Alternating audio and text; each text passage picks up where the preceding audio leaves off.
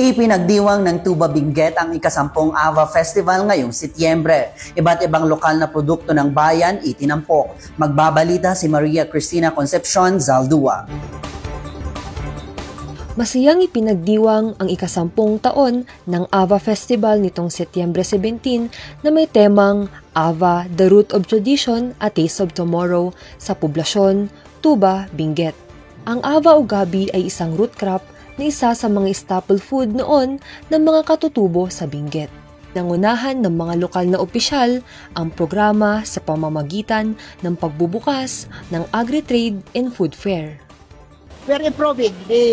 We are improving already as we encourage the farmers to plant more aba.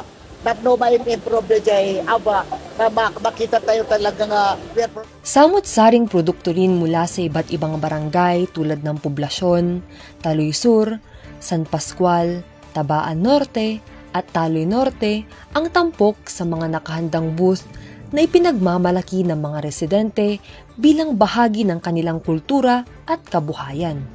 We have different kinds of varieties of taro in Tuba.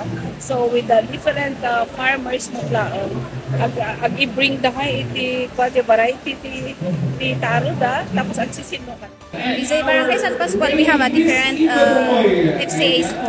Trade fair kasi, iti tayo nga promote iti different products iti farmers. Nagbigay aliw naman ang Tuba Central National High School Surigao Cultural Dance Troupe sa kanilang makukulay na pagtatanghal. Idinaos din ang pre-pageant for the search for Mr. in Miss Tuba 2025. Ayon kay Municipal Tourism Officer Annabel Digawan, ipagpapatuloy at palalawakin pa nila ang selebrasyon ng AVA Festival sa mga darating na taon. Katulad ng gagawin nila, di ba, they're already advanced. Yun din sana ang gusto rin namin gawin na nasa Guinness World Record, gano'n. Kasi yun nga sabi nga rin ng mga officials sana is 10 years na how far we have gone.